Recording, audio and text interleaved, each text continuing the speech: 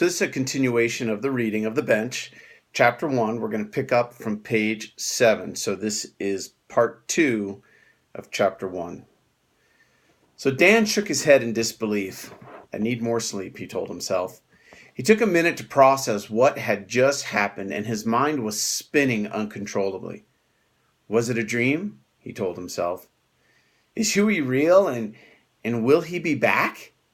Dan even went as far as to wonder if he owed anyone money. He could not think of anyone he owed money, or if Huey reminded him of anyone. He looked at the time and was happy to feel his legs willing to move again. He walked into his office and made himself a coffee with hazelnut, turned the computer on, and immediately started answering emails. Dan's office was nothing glamorous. He had a particle wood desk that shook when he typed and a gray fabric chair that had some burn holes in it from its previous occupant. The ceiling tile showed signs of past water leaks. The air conditioner vent had not been cleaned in years, as it had built up lint and dust hanging from it. There was a small cobweb at the tallest point of the ceiling that Dan could not reach. He had no windows. On the tan walls, he had pictures that were yellowing at the corners from their age. He had placed those pictures on the walls over 15 years ago when he started.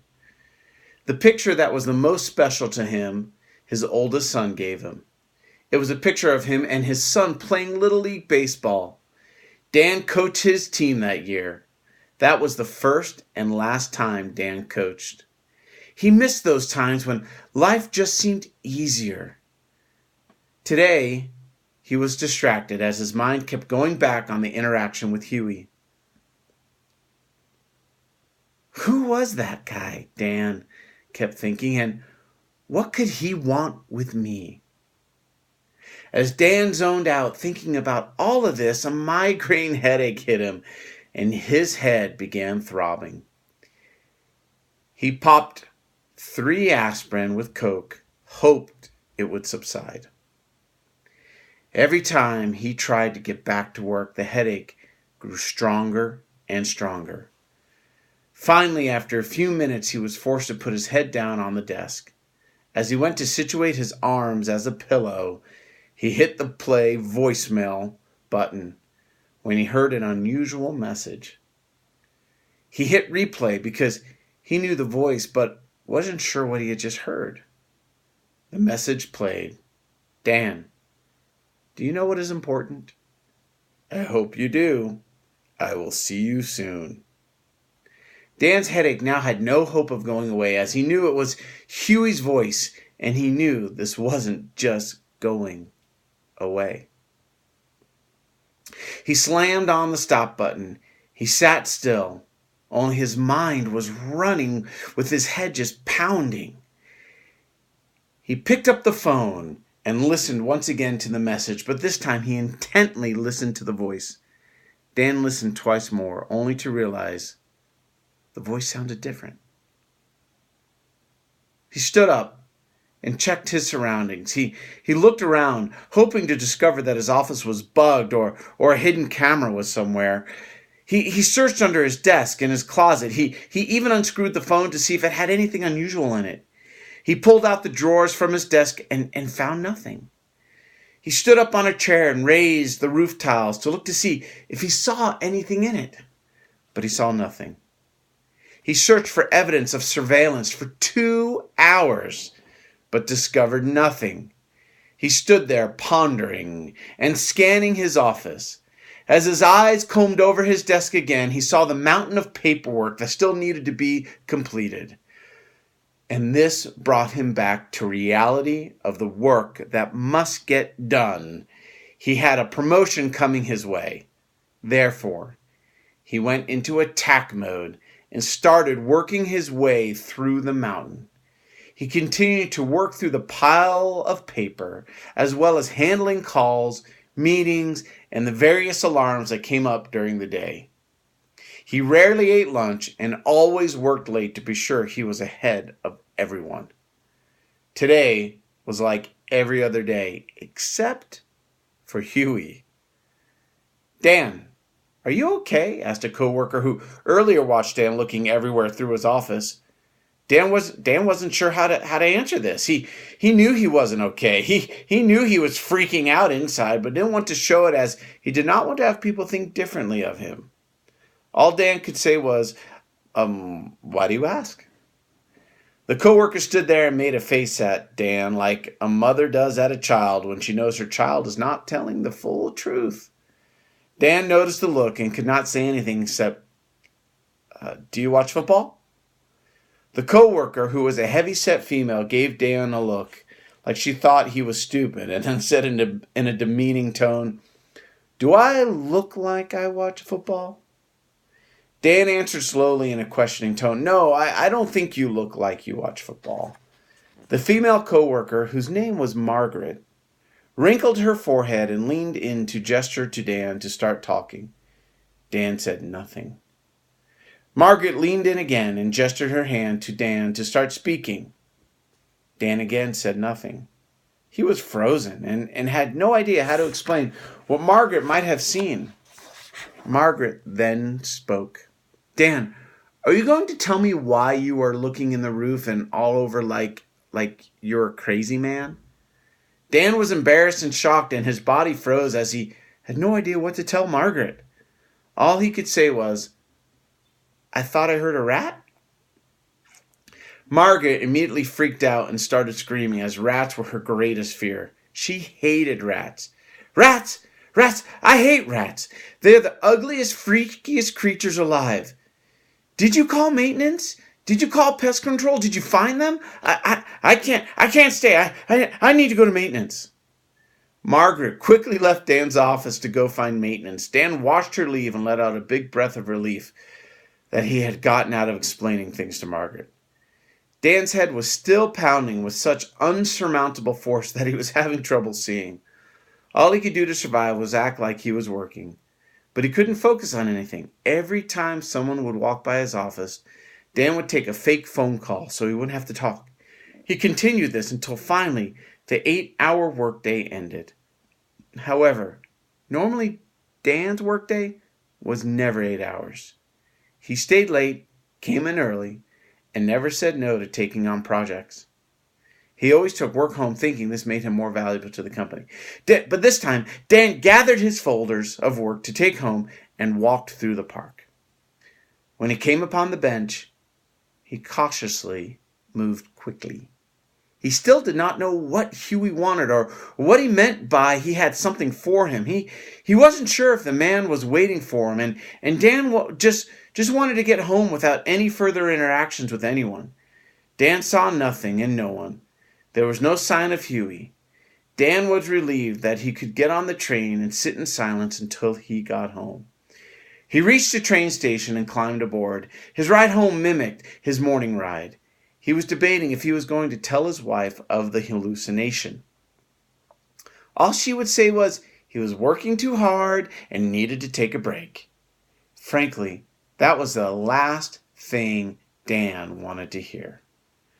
The train screeched to a halt at Dan's stop. He climbed off and headed home at a faster pace than normal. He arrived home just in time for dinner. The entire family was already sitting at the table. Dan took his normal spot at the head of the table, sitting next to Dina, his wife, and on the other side his younger daughter. Dan didn't want any questions. He did not want to lead on that something was going on with him. He decided to stay quiet and just listen in to how everyone else's day went. "Daddy, today I caught a fly ball in practice again. My coach was really proud of me," Dan's oldest son said. "Daddy, today in school I had a math test and a spelling test, and I had cheerleading practice. I know I did well on my math and spelling test, and I got picked to be on the top of the pyramid for the next game," Dan's oldest daughter said. "That's great, kids," Dan said. "Yeah, honey, I took the baby to the doctor today, and he said everything is good. He's in the 19th percentile for weight and height. The doctor said he's built like a football player," Dina said. "Wow, he's a big kid," Dan said. "How was your day, Daddy?" his other daughter asked. Dan didn't know how to respond. His hands began to sweat, and his eyes felt dry. He looked over at his daughter and was just about to speak when the baby spit up all over the table. The oldest daughter felt sick from seeing it and ran to the bathroom. Dan's oldest son didn't know what to do as some of the spit up fell on his plate. He sat there in shock. Dina jumped up with the baby to go clean him up. Dan watched the commotion and thought to himself, this is a good time to leave. He scarfed down the rest of his dinner and then proceeded to his home office to work. He was in his office, staring at the map on his wall, once again thinking about what happened, when his wife, Dina, walked in. Dina was a petite woman with beautiful brown hair and hazelnut eyes. She was part Latin and had a Latin spice to her. Her demeanor gave off a welcoming spirit. She was always willing to help someone in need, and she especially loved children. Honey, you were very quiet at dinner. Is everything okay?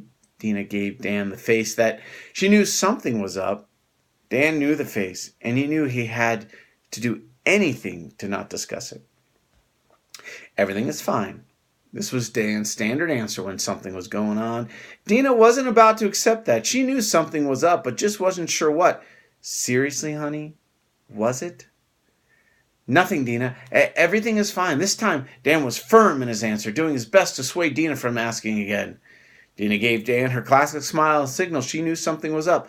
I know you. Something is up. Will you stop? I have work to do. Dan was short and to the point. I'm just concerned. Dina knew he wasn't going to talk now, but she knew something was up. Dan was impatient and became a bit angry. That's nice. I have work to do. Dina turned in dismay and left his office. Dan continued in his office, annoyed. He hated it when Dina questioned him. She always questioned him and would cause him to slow down from completing certain tasks that needed to be done. She was always asking him to sidetrack with chores or what he considered meaningless responsibilities that took away from his career path. Dina wasn't all bad to Dan. She made him feel good when he accomplished something new. She always supported him. Even when they moved, she was always with him. She was also an amazing mother.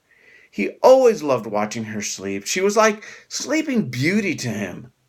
Dan sat down at his desk. His desk was solid cherry wood with a leather keyboard tray that had his initials engraved on the upper left corner. He had a globe positioned to his right that was given to him by a former colleague and a large calculator to his left. His chair was soft leather and dark brown. He had pictures of inspirational messages hung on all four walls. His favorite was, stop talking and start doing. His cabinets were empty and file drawers only contained some personal paperwork, bills, life insurance, medical records, tax records, and others. It was known to the family that the office was off limits. Dan made everyone aware that when he was in his office, he was not to be disturbed and that everything in his office was not to be touched. Dan started to work and did his best to ignore the earlier events that happened at the park. He began to type up a report outlining the profitability of a recent acquisition that his boss had asked him to do. Dan walked back. Dina walked back in seductively. Honey, are you going to be working late? Dan saw Dina and he knew the look and the tone of her voice that she had some thoughts on her mind. He was too tired. There was just too much work to do to entertain any thoughts other than work and then getting some sleep. Yes, Dina, I work late every day. Dan said with a tone to let Dina know he was not interested tonight. I was hoping to talk to you about a few things. This was more of a suggestive comment. Dan took her question literally and asked, okay, what? Dina realized she was not getting anywhere and felt let down. She took a minute and decided to bring up a family concern. The kids were asking if we could do something as a family soon, and I was thinking that we could go to the zoo. Dina looked hopeful that Dan would say yes. As Dina was speaking, Dan couldn't help but to read the report on the computer screen at the same time. Dan, what do you think? Dina asked again in a kind voice. Dan could not recall what Dina asked him. He tried to play back the conversation that he and Dina just had, but could not remember what Dina said. Dina gave Dan a few moments and stood there waiting. Dan had asked, what did you ask me? Dina became frustrated with Dan and repeated her question. The zoo. The kids want to go as a family. Dan looked down at his computer screen again at the report and was working on as he gave Dina her answer. The zoo? It's expensive. And I have a ton of work to accomplish. Dina was quick to answer. I know, but we haven't done anything as a family in a long time. Dina fired back at a firm response. Right now is not the best time. Dina moved into the office further and sat down in front of Dan. Dan looked at her, shaking his head, feeling she was being distracting. Dina knew what Dan was thinking, but wasn't going to back down so quickly, as she truly loved Dan and remembered the days when they first got married and the fun they had. When will be the best time? Dina asked. I don't know. Can't you see I'm working? I have a ton to do.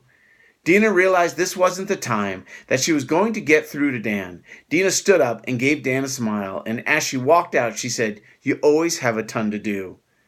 That's just the way it goes, Dan said loudly as Dina left. Dina left the room. Dan continued to write his report, only stopping when his right calf would start to fall asleep from sitting too long. Dan worked to support his family. He worked to achieve success. He worked to make his name in the world. Dan worked, but had hope that soon he would rise to the success he wanted and reduce the number of hours and neglect from his family. Finally, at 2 a.m., Dan finished and crawled into bed to catch a quick sleep before the alarm sounded for the beginning of another day. In his sleep, he had a dream. He was flying above the city in a paper airplane, throwing water balloons down on himself. Each time he hit himself, he would age 10 years. He saw himself growing older and weaker with each hit. He tried to stop himself from throwing the balloons, but he couldn't. He kept on hitting himself down below. He was up to 90 years old. One more hit, and he would be out of life. He dropped another balloon, and it was right on target. He watched the balloon falling until it was about to hit his target. He then awoke, breathing hard, and just laid there in bed. He consciously controlled his breathing to slow down his racing heart. He turned to see the clock and was happy that he had another hour before he had to awake. He closed his eyes and began to count in his head to help ease his mind and fall back to sleep. That's the end of chapter 1. Next up, we'll start chapter 2 and start to get into some of the principles that Huey passes on to Dan as we start to learn who is Huey and what does he really want for Dan.